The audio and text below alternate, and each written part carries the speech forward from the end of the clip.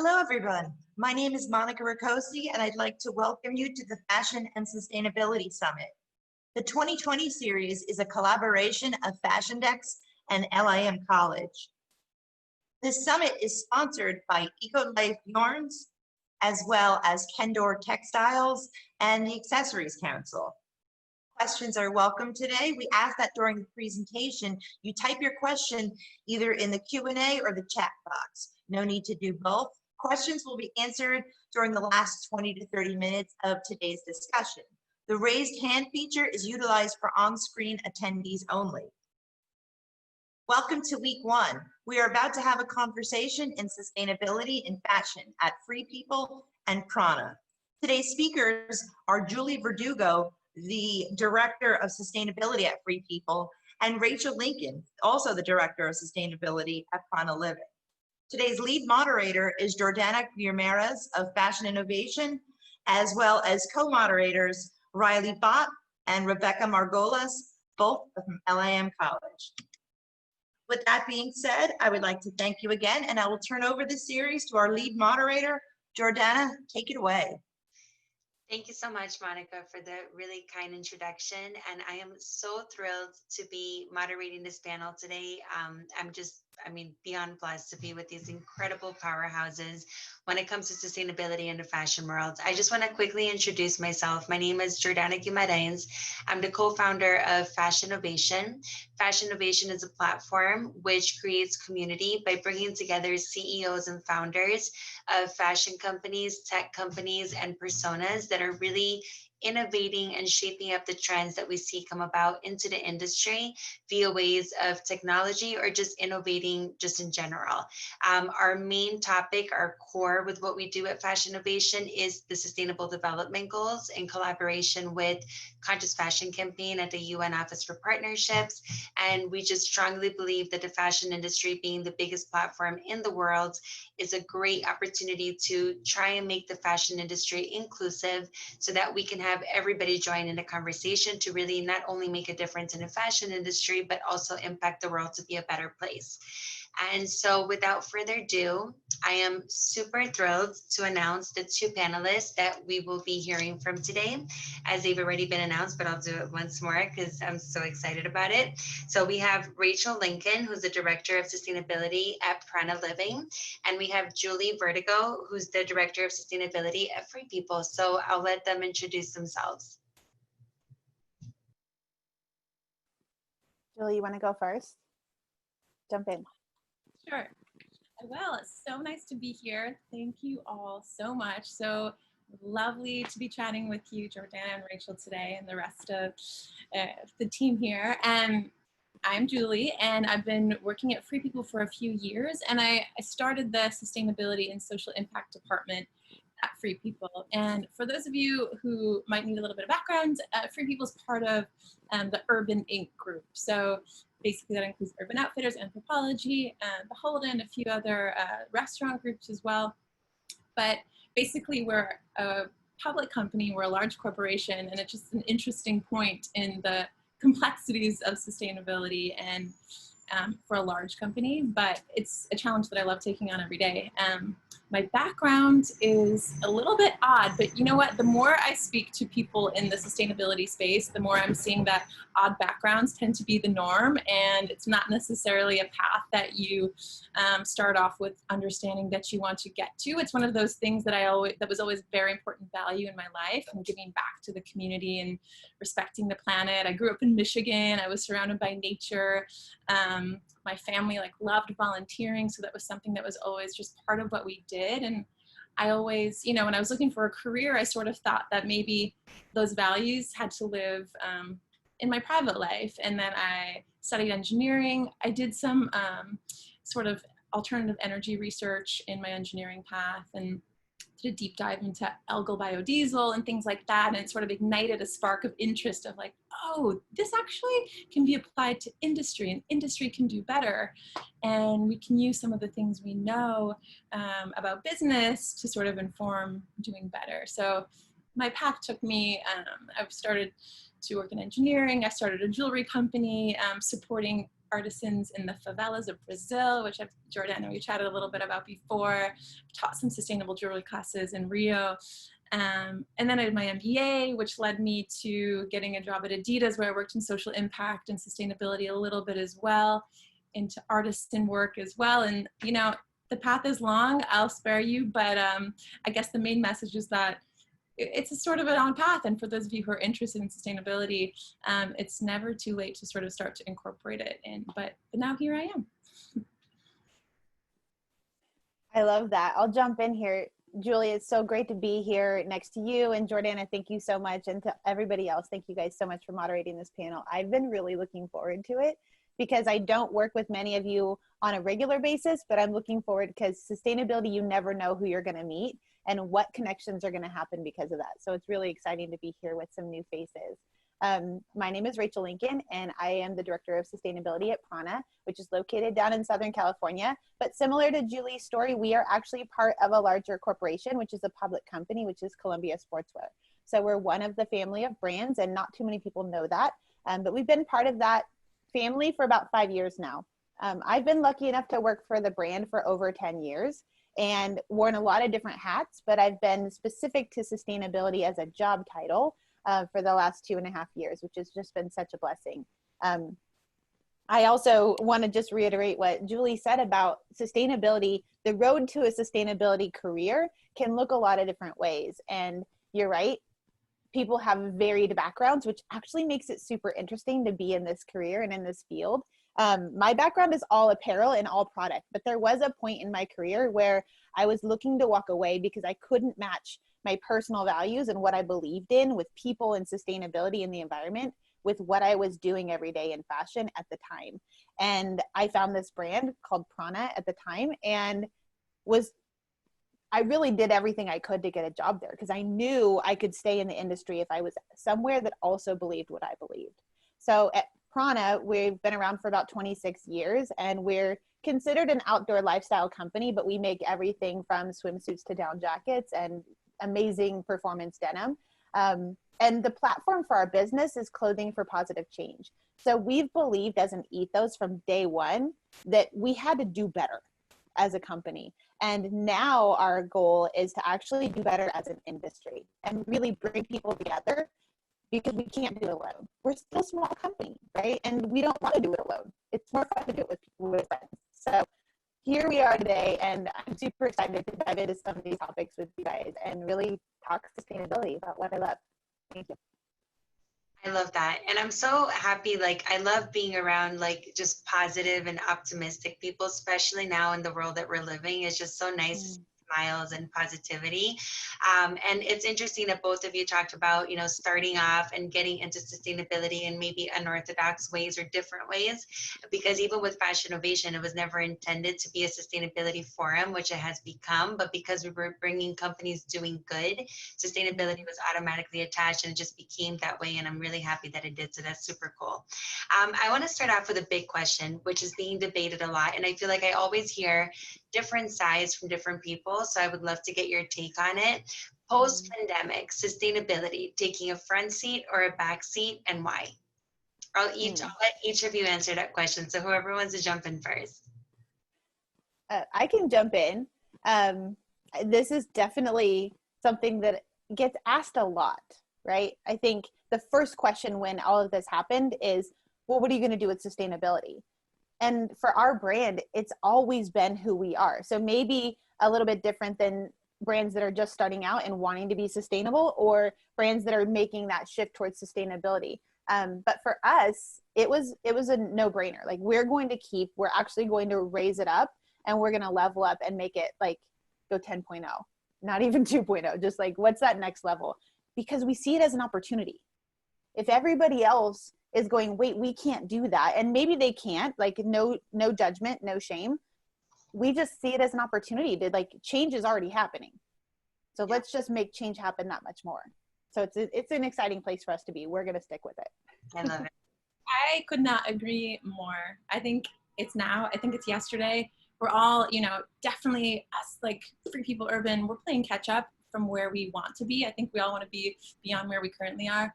But even post-pandemic, we found sustainability to be a solution to a lot of the problems that have arisen because of the pandemic. You know, I've been sitting on circularity as a massive project to undertake and figuring out better solutions for the product that we've sold or that we haven't that might not have a use anymore. And the pandemic really brought that to light. And it was sort of like, okay, we're researching, we're focusing on it. And all of a sudden we had to close 138 stores overnight.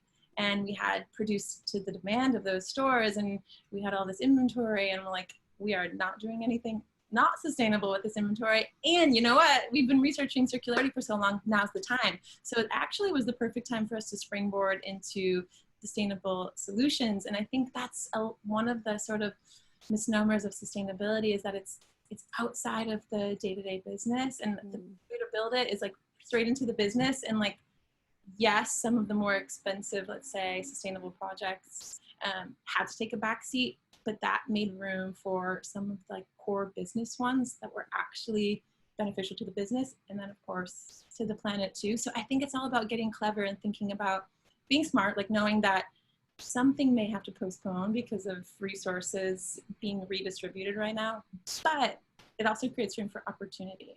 Yeah, completely. And I love that, because I think that with the next normal, since we're shaping that up and no one knows what that's going to look like, why not make that be a sustainable model, right? So it makes a lot of sense. So thank you guys for that. So speaking on circularity, which you just mentioned briefly, how is that playing a current role in different solutions that you're testing out within each of your companies? Yeah, I mean, I'm going to jump right back into that. Like circularity makes me so happy. It's one of those sustainability themes that like it wakes me up in the morning or like gets me out of bed. And I've chatted with Professor Andrea Kennedy at length about this because it's something that she's been pushing with all of her academics through LAM, and just something that she's been advocating for. But I think what I've been most inspired by, so like I mentioned, we've been building out this circularity strategy as a way to responsibly deal with our inventory. But there's a lot of creativity, and circularity means so many different things. So what we're doing right now is I also am the director of social impact and sustainability. So that is all of our nonprofit partnerships and things like that. So we found an opportunity for a large scale donation with a nonprofit called Career Wardrobe based in Philly, where is our headquarters. And they dress women who are getting prepared to re-enter the workforce. So post-pandemic, there are a lot of women who need to look and feel their best, and that fit perfectly into some of the excess stuff that we had. The other thing is I started looking for secondhand marketplaces, and this is launching next month. So I'm very excited. I'm like, hey, I have to talk about it, but I'll jump right in. But we're launching a partnership with Poshmark, and we're looking to figure out we figured it out. We just need to launch it. Sell sort of on our end inventory that hasn't been sold, and then we're going to do a second rollout offering that solution to all of our customers so we can start taking responsibility and maybe inspiring some entrepreneurship from the customers as well. And then the third is we're looking into a really awesome upcycling sort of at large scale program. There are a couple of really interesting companies doing that right now, and there are also, the technology is like changing every day. So there are companies that take the mixed blend product, that take the synthetic cotton mix and even with trims on them, and are finding ways to weave those into yarn and then weave that into a next collection. So that's awesome. That sounds amazing. Rachel? That is super cool. I'm like dying to know more. I also love circularity. It's something that has been, because it's like, to me, circularity is as big as the word sustainability. Like there's so many facets to it. You can hash it out a bunch of different ways. And so creating a strategy became a little daunting, to be honest. We've been doing a resale upcycle model for since 2016. So we do have that as a small portion of our business now, but I think we have an opportunity in this space to really, I like to call it like continuing that loop, like that thread loop, like continuing it along its journey. I think we have an opportunity with blockchain to know more about what happens with our product. And also, I know this is like kind of geeky, but I love the idea of using information to help us recycle. Because the first thing that we see a lot of people do is cut out the tags on their product. So if we don't know what the blend is, if we don't know what the fabric is, how do we recycle it? Like that's a key component. And I'm the worst at it too. I cut my tags out. So trying to find a way to use technology to create circularity is something I'm super passionate about, and something that we're looking in the next few years to really up the ante in PrAna. So looking at all those different business models and how do we just keep that product life cycle going? You know, there's so many options, and it starts with design. So it's not just an end of life solution. It has to be like beginning to end. Yeah. If we aren't thinking about how something is going to be constructed, if we're not thinking about a cradle to cradle premise of how we're building our fiber contents, it makes everything harder at the back end, and it's not really a solution. It's a solve, right? So we want to create this solution of circularity, and that's where we're going. And so hopefully in the next 12 months, we'll release that publicly of like what our full plan is, but it's in the works and we're super excited about it. That's amazing. I have to say, first off, like I want to talk to you guys for days, because everything you guys are saying, I have so many ideas and things to say about it. But and also interestingly enough, so you talked about companies really having that from like A to Z, the whole process. And it's interesting because even though there are people saying that sustainability will take a backseat, which I don't agree with at all, I even have startups that I just found out about recently that are really doing that, you know, supply chain from A to Z, fully sustainable, circularity, like everything involved from the get-go. And I think that's super exciting to see. So you mentioned something which I think is interesting, and I also saw something here on my side, so I'm going to link it all together because it was actually one of my questions. But you talked about circularity being a really big word, such as sustainability being a big word. And one of my questions that I had here is, what is sustainability to you as an individual, and what does it mean for a company as a whole? And someone just mentioned here, please define sustainability. I think that's one thing that a lot of the general consumers have a really sometimes not hard time understanding, but so much is out there. How would you explain sustainability? And I'll let each of you answer that question. It's so interesting that you're asking this today, because literally had a friend ask me like 2 days ago on Instagram, like, what this company says they're sustainable, what does that actually mean? And I said, you know what? Unfortunately, today, it means whatever they want it to be. We don't have a group consensus. And on one hand, I kind of think it's okay, because nobody can do everything. And sustainability is so many things. At the end of the day, what sustainability means to me as an individual is that we leave things better than we found them, that we make them sustainable. There's so much underneath that small little statement though, right? Like if we're just looking at organic cotton, are we actually regenerating the soil? Are we just using it as it is and going from there, right? So the ruler is really long of how deep can we go to make something truly sustainable. But that said, each brand has the ability to define what it means for their brand. Because if you look at a super high performance, technical, top of the mountain outdoor Everest brand, it doesn't make sense for them to be over talking about organic cotton. That wouldn't feel authentic to their brand. So whatever you define sustainability as, it's leaving things better than you found them as a brand, it still has to be authentic to your brand. And so I think that's why there's so much diversity in the single word, because it does mean a lot of things. And especially for brands, it has to make sense. Yeah. Julie? Yeah, I mean, I absolutely agree. It's, you know, I've heard so many people define it so many different ways. And I also think that's okay. And that's the challenge and the opportunity, of course, is there isn't one single solution. So even, you know, as a director of sustainability, like hearing Rachel, what you're working on would be so different than what I'm working on, but it could have, you know, a net positive of a similar outcome, but completely different. And yeah, it's something that I obviously like try to define for myself as an individual. And I always think about it as taking responsibility for your actions, which maybe sounds a little philosophical, but for the company, I think of that means taking full responsibility of the things that we produce.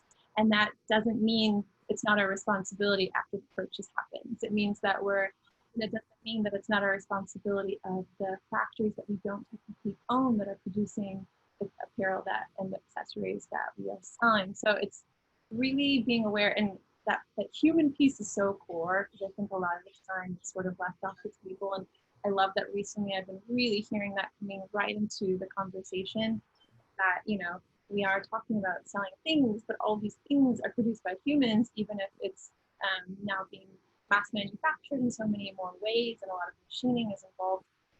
The base of it is all humans, and making sure that those humans are also, we're taking responsibility for their livelihoods and their lives. And then the other piece is diversification, because to Rachel's point, like, there isn't one option. Like, if we all chased after organic cotton, that would actually be bad for the planet.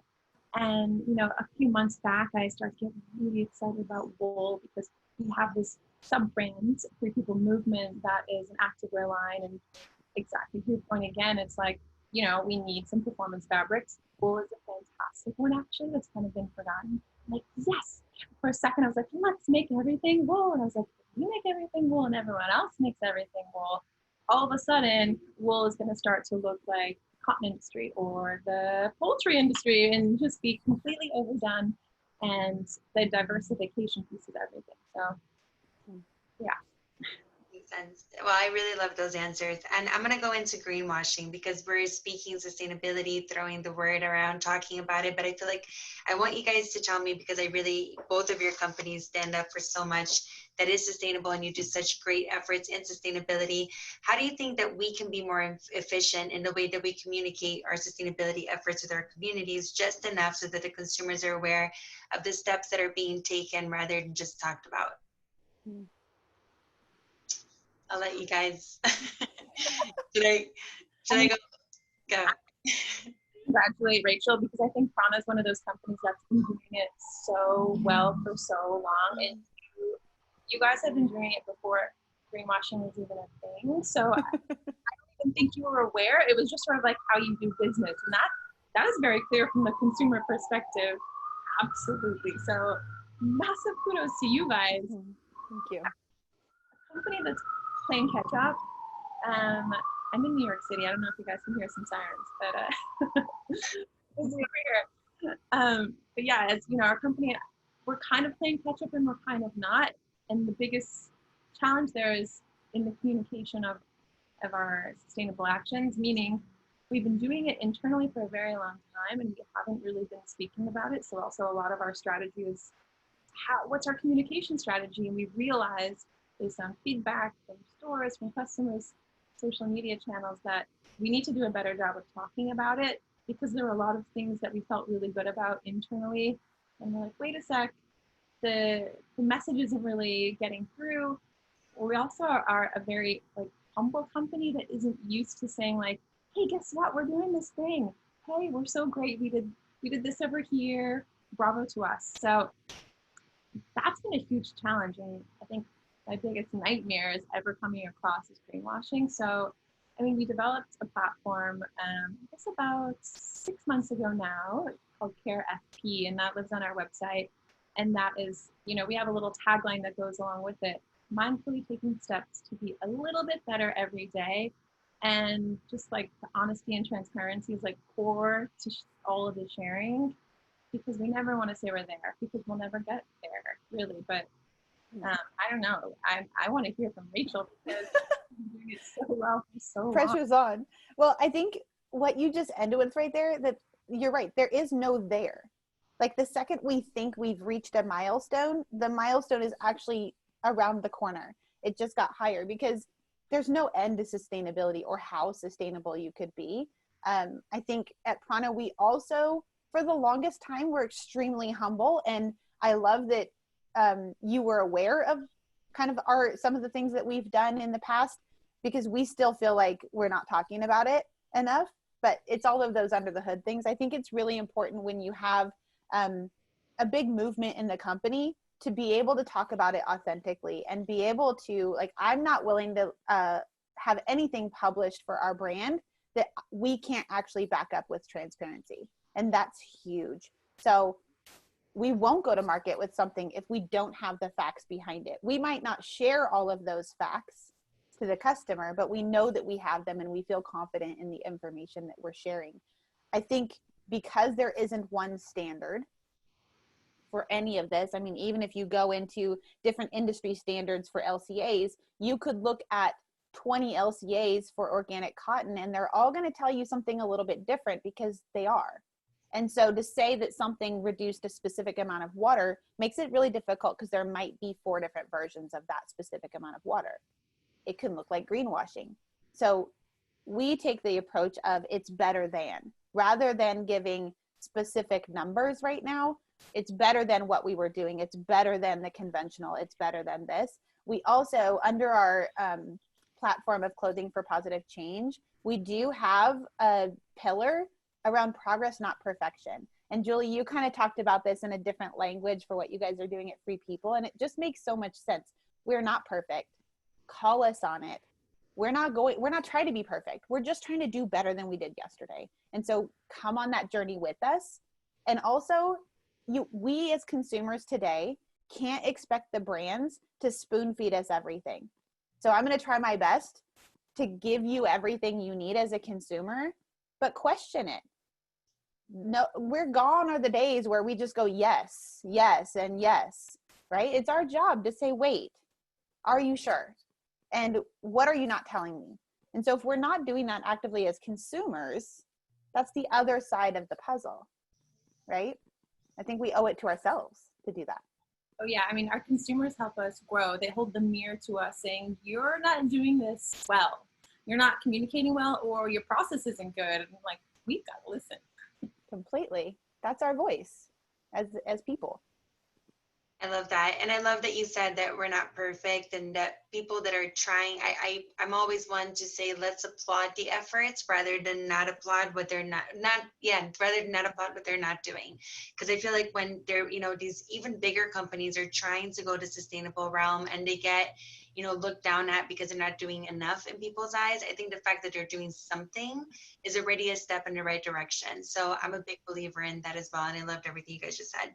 I'm going to ask one more question and then we're going to go to Q&A because I know there's a lot of them coming in.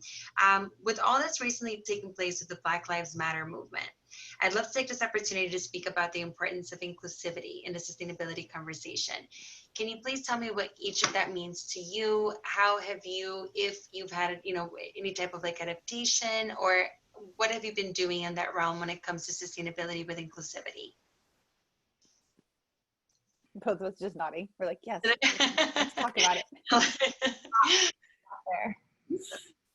Yeah, I mean, I'm happy to jump in there because back to the humanitarian piece of sustainability, like they're one and the same. And I think, I'd say a problem with some of the, sustainable discussions or even products is they can sort of be a privilege and they are solutions for people in a specific demographic. And you may not have the means to, yes, for example, a reusable water bottle is 50x maybe the price of a single-use plastic. And problems like that mean that, social justice feeds itself right into sustainability. And it's been, a silver lining that these conversations are coming up because it's something that the sustainability industry has had to address. And we are forced to, and it's uncomfortable and it's due time.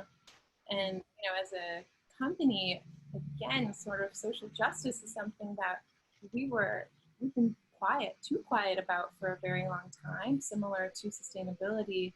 And it's forced us to wake up, and it's forced us to, again, like that fine line of like greenwashing where it's just saying too many words instead of kind of proving.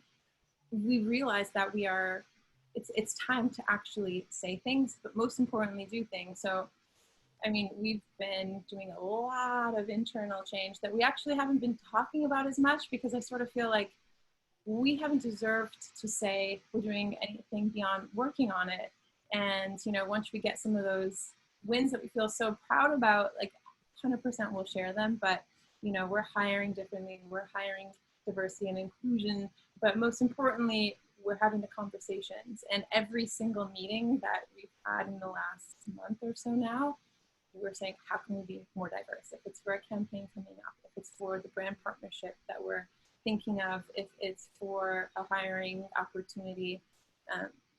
We're working on sort of a large scale, but I think most importantly, it's in all of those day-to-day choices and making sure, trying to find a way right now to make sure that every employee knows, and this goes with sustainability as well, that no matter how small or if you're assistant or just starting out in your career, actually have the ability to drive a lot of that change. And you're making those decisions of which factory you work with, making the decision of even if it's which hang tag company you're buying or which graphic designer you're hiring. And I think there's so much opportunity at every level, but yeah, we're trying to attack it from all levels, but it's a journey. It's a journey for sure.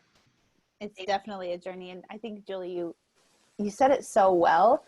This is really about, like, at PrAna, we've always focused on people first. And so, you know, starting fair trade and starting the fair trade apparel movement, our premise was people, and realizing really quickly about 3 years ago that we really weren't, probably more than 3 years ago, but started taking action about 3 years ago, that we didn't have a lot of diversity in our brand. And we weren't really showing people of color as much as we knew our customer base was, right? So really trying to balance that started a few years ago, but at the same time, could we use this opportunity to do more? And really, our platform for sustainability is education.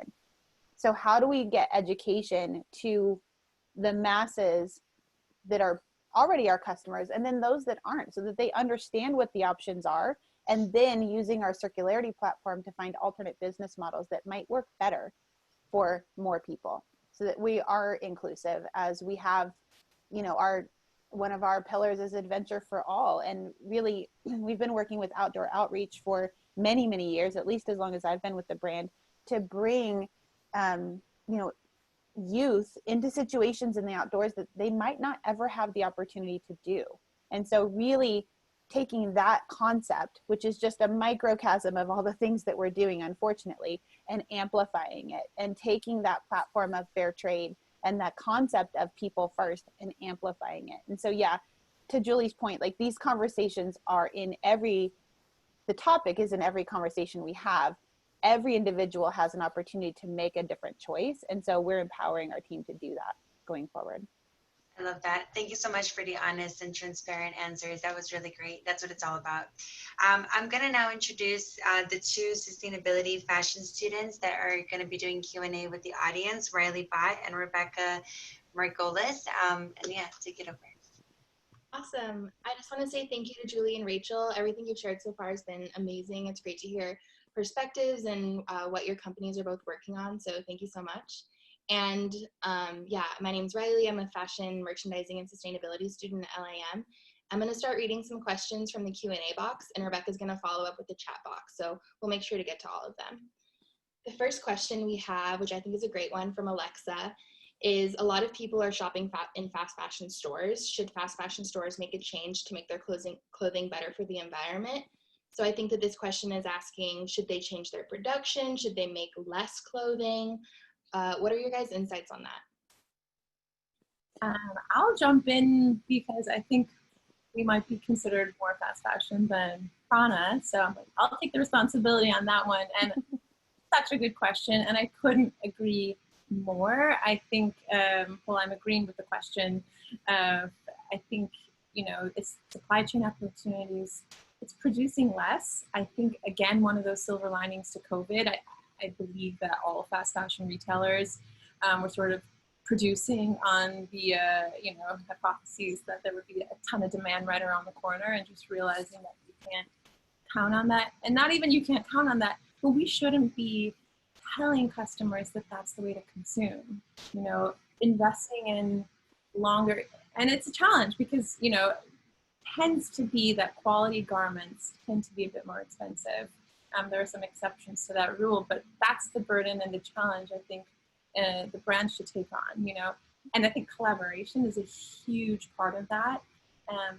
These types of conversations happening right here today, fashion innovation conversations that Jordana has put together, when more brands come together and share sort of the things they're working on, then economies of scale happen. And then fast fashion brands can start to play into, oh, this is what's going on. And we've seen already sort of, for example, the price of recycled polyester drop significantly, at least the vendors we're working with over the last year. So we've seen that it's not price prohibitive anymore to start to welcome that into your supply chain. And I think inventory is not something we can count on just piling up anymore. So I think yes, it is something that fast fashion needs to take on. That's great. I couldn't agree more. And I really liked your statement on collaborating with others, because I think it's really important, especially in sustainability, that we work as a community over competition in that way for sure. All right, so Christine has a question for Rachel.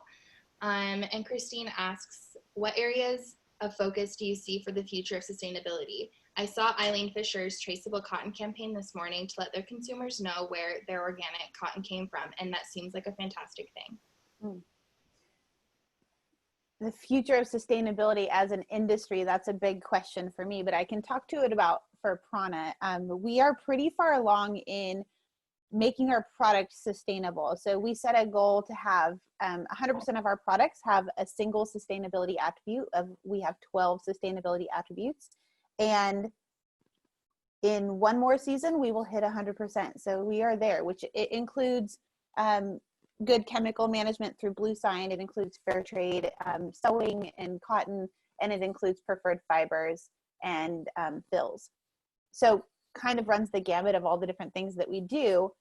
That said, it's what's that next level, right? So we're using organic cotton, there's fair trade organic cotton, and then there's regenerative organic cotton. And so how can we continue to raise our own bar in fiber production alone? And then the other side of it is circularity. So kind of getting back to this concept of we've made everything we ever need to have a continual loop of fiber production without ever using something new. But we don't think like that as an industry. So it's a retraining. We have to build those models. The brands have to ask for it so that the recyclers build it, and then we continue this loop. So truly the next stage of sustainability is circularity. Amazing. In my opinion. A really great response, because I think that there's not a lot of brands looking at the circularity aspect. It is kind of what you were saying. It's a lot of like materials and sourcing and things like that. So to hear you bring it full circle truly and close the loop is great to hear. All right, we have one more question from Connie, and Connie is asking, is it your job to take all products you put out back? So it kind of loops back to your question about circularity. And are either of your companies, do they maybe have plans to start a program like that? I think that may also tie into the Poshmark collaboration, if Julie has anything she can spoil for us. Yeah, definitely. I mean, you know, I think that's a really interesting question, if it's our responsibility to take them all back. I don't believe it's our responsibility to literally take them all back necessarily, but I do think it's our responsibility to provide a solution so that those pieces go to the best second, third, fourth, fifth homes. So that I loved Rachel's visual. When you were talking about circularity, I saw this spiral going and going. It's not just a one loop, it's a 2, 3, 4. And it's sort of that path of, you know, if we took everything back, we might not be we don't have that technology in-house, and that's where collaboration is so important. And that's where Poshmark can do things that we can't do. That's where this company that we're starting to work with for upcycling can do things that we aren't able to do. So I think it's about back to taking responsibility. It's taking responsibility for those things that we sell, but finding the right partner who can have the best solution for that. And for Poshmark, yeah, I mean, to talk a little more about it, it's something that ended up being a really interesting solution for us post-COVID from inventory. And I saw a question pop up on what type of inventory it is. So to be totally transparent, we're going to be selling our new with tags product on the platform from the brand perspective. And then, like I said, phase 2 is going to be offering that solution up to our customers so they can sell whatever.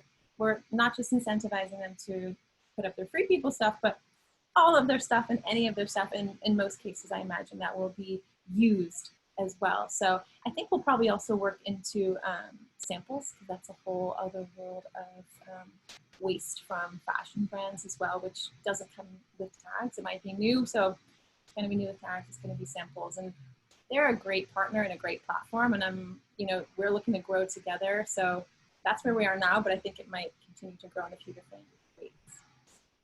Amazing. I think we're all very excited to see where that goes. My turn, Rye? Go ahead, take the lead. All right. So again, I'm Rebecca. I'd like to start, we've been talking a lot about circularity. I'd like to start these questions. We have a lot about supply chain and sourcing. So this one's from Lauren, and she says, I really love what PrAna is doing in terms of supply chain research and the potential to use blockchain. Julie, will Free People take a bigger effort to be transparent with consumers regarding where clothes come from? Free People is a big brand, so I know factories must be all over the world and difficult to audit. So basically, what does that model look like of being more transparent, and is it in the works, I guess, is the question. Good question. Yes, it's in the works, and I chat with our auditing team often, and I work directly with our sourcing team. That's a shared service across all the URBN brands. And back to mentioning our Care FP initiative, with that, yes, it's a microsite, but it's also basically changing the way that we communicate. We've launched a Care FP product edit, which has over 600 products right now that are sustainable on our website. And in those product descriptions, we're working on making them much more robust. So that's one of the areas where I don't think there's any opportunity for greenwashing. Rachel touched on this. That's where we have to share. This is why, we're not even calling it sustainable, because I don't think sustainability is binary. I don't think it is or isn't. It's the sliding scale, but here's all the information. It's made of 67% organic cotton. It's made of 10% recycled polyester. The rest, and it's up to you if this is the best solution for what you're looking for. So that in there, we're also starting to dive a little bit deeper into where was this produced? Who produced this? And, it's not how we developed our business. We're used to actually, because we have a lot of brands, because it's our IT is a really funny shared service across all of our business, and it means that we don't have the capability to even have a lot of copy. It's a whole crazy thing where it's a lot more complex than one might think, but we know the consumer is asking for it. So we're working on all that excess information, and it's a journey, but that's something we're actively working on. Awesome. So I think Daniel has a question if you'd like to ask. Yes, hi. I'm Daniel Jennings from Avian Fashion in Los Angeles, and I have a question for Julie and Rachel. So I've read that both Urban and PrAna use recycled fibers, and I was wondering if you had begun to use recycled buttons and trims yet. Great question. I believe that we have. I don't think we've done it in a giant, robust way. So that's the true honest. But I know that there have been some suppliers that are offering that, and it is kind of the next step. So the same way that we've wanted to get our manufacturing facilities to a certain level, the next step is looking at our what we would call a tier 2 facility. So looking at our fabric manufacturers and our trim manufacturers, and then really starting to dive into all those components, especially when we start looking at the circularity model of how things are made. It'll be really important that we don't put a synthetic button on a natural garment, but then also looking at how are we removing those things. So yes, the content will be super important. I think we've done it in a minimal way up until now. Opportunity. I think that's a great question, because I think trims have been sort of pushed to the side. But when you think about the volume of production, it really adds up. And the other thing that Free People has been doing in terms of sustainable product is we're partnering with a lot of brands who also, we sell a lot of brands. We sell Levi's and Teva and things like that. And specifically those two brands, they are fantastic. They are very transparent in their sustainability journeys. And over Earth Month, when we launched our sustainability collection, we also launched products with them. So Levi's had this hemp-based waterless collection, and they were the first to say, everything in this denim is biodegradable except for the zipper. And also in April launched their Reprieve nylon recycled sandal, where the taping is 100% made of recycled and recyclable, but the Velcro is still the same Velcro. And, we've definitely played with coconut buttons, biodegradable wooden, things like that. But it hasn't been, like a focus that we should have. And I think there's so much room for that now. Perfect. So this question just came in and I really liked it and I want to share. How do you tackle the corruption with the certifications such as fair trade, organic GOTS? As I've been learning, there's a lot of pay to play and certifications don't always mean much. What do you guys think? It's a great question. I think this has always been an issue in the industry. Corruption along the way. I mean, I can remember many, many years ago where you heard of people getting paid off to do good audits and that kind of stuff. At PrAna, we're lucky enough to have a parent company that has a really robust internal auditing team. And in the event that we need to use a third party, especially based on the current situation of not being able to travel to different countries, even states within countries, we have a handful of approved third party auditors that we can work with. But then when we get down to the certifications, there has to be some part of us that is putting trust as a community into these standards. We've been members of the Textile Exchange for many, many years. And so a lot of these standards are vetted by them. I think as we start to look towards centralized auditing facility through the SLCP, big words, Google it, big acronyms, I should say. I think we'll see even more trust in these auditing bodies, but it is on the brand to make sure that what we're getting from our vendors is trustworthy, that who we work with, we trust them. At the end of the day, this is a partnership. Like the brand isn't functioning alone. We're like the top of the mountain for this huge supply chain. And we have to trust everybody. We have to know them. We have to have relationships with them. We have to have partnerships with them. And through that trust and partnership is the only way that we can truly validate what it is. At the end of the day, it is still progress, not perfection, because we're not going to be perfect. Something could happen. It could happen tomorrow. And we have to find the grace of how to talk about that and how to have grace with our consumers, and our consumers have grace with us, that we're just doing our best. We're all human. That was a beautiful response, Rachel. And I love this question too, because it is such a challenge. And, from the consumer standpoint, the consumer only has so much time in her or his day to, you did the research, you're reading, oh, good, it's organic cotton. You read the fine print. But then on top of that, shoot, I heard the certification might not be a real thing. It really is on the brand at that point. And, we actually have walked away from a few certification partnerships because it just didn't feel right. It didn't feel as robust as we were hoping for.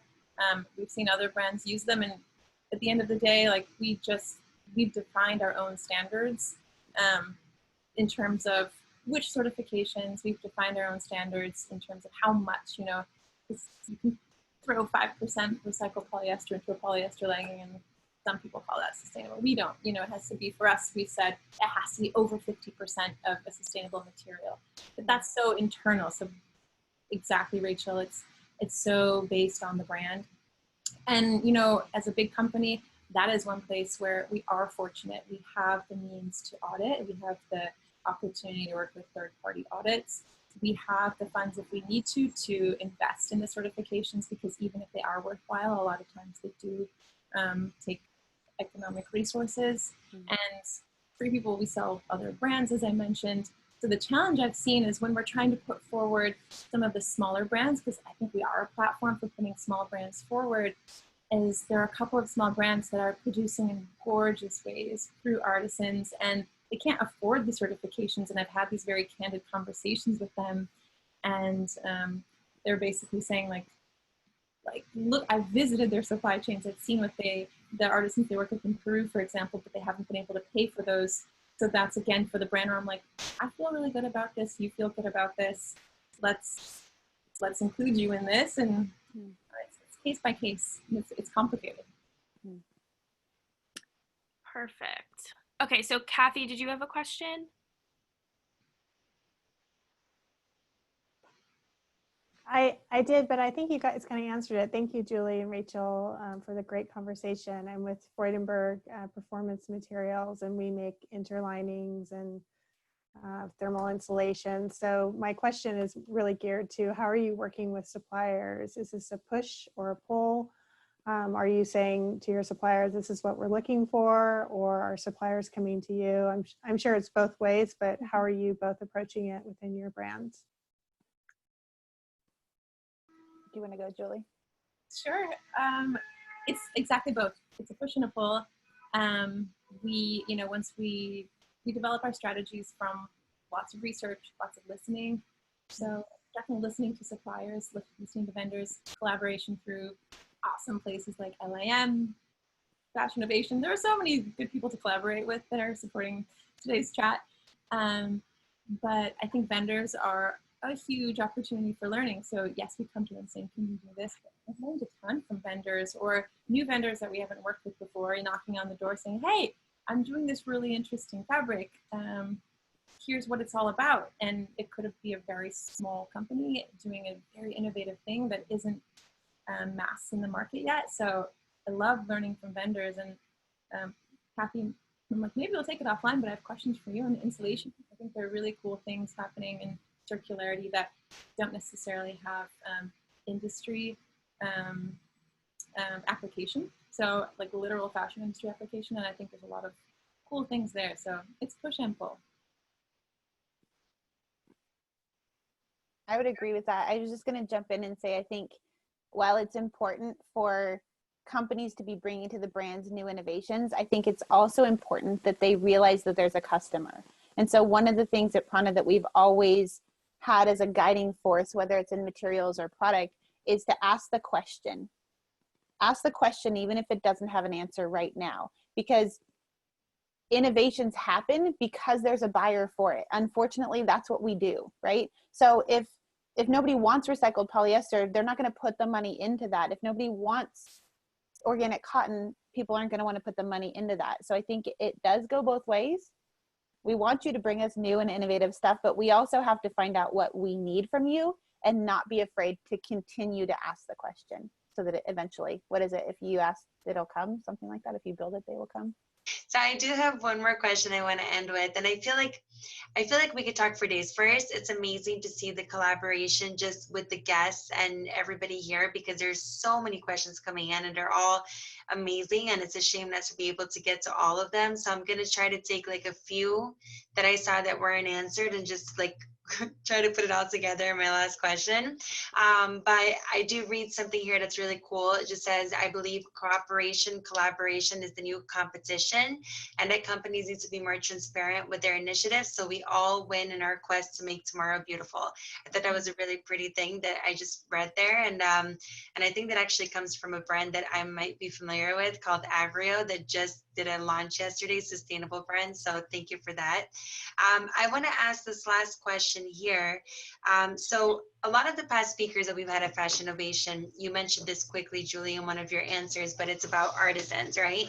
And even we at Fashinnovation, we just partnered with a company in Kenya where we're now hiring artisans in Kenya to create face masks and be able to employ them during this time.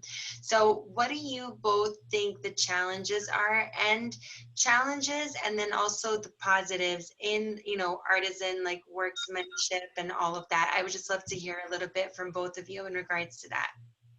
Yeah, that space is what holds my heart, and kind of hopped over it, but I worked specifically in the artisan sector for a couple of years with the nonprofit Nest, which is an amazing space, buildanest.org.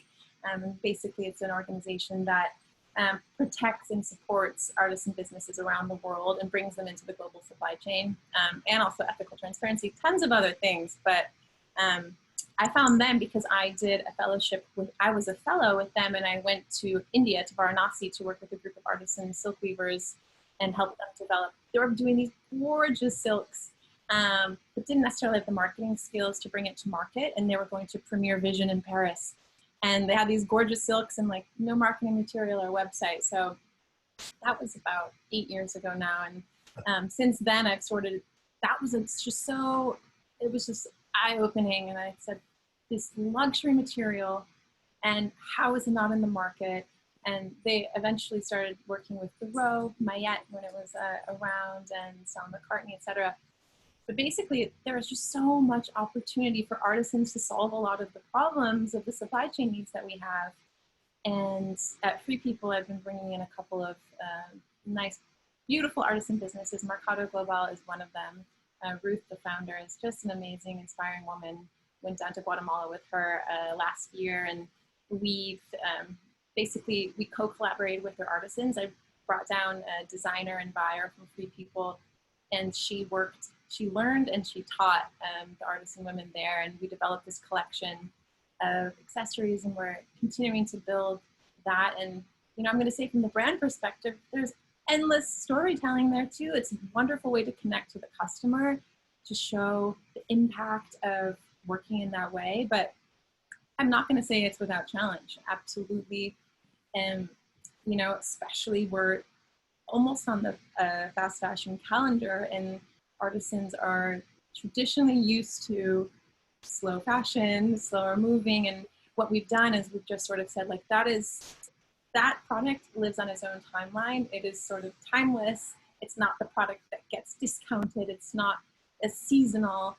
But I do think if we could work it into some of our larger deliveries, it can start to be more impactful all around. But that's what we're working towards. Rachel, do you want to finish off with something? Sure. Yeah, I think at PrAna, we struggle a little bit with the actual making of product from artisans, just from a compliance perspective as a brand. So we actually worked with Nest for a bit of time. So I love that you mentioned that. Such a cool platform.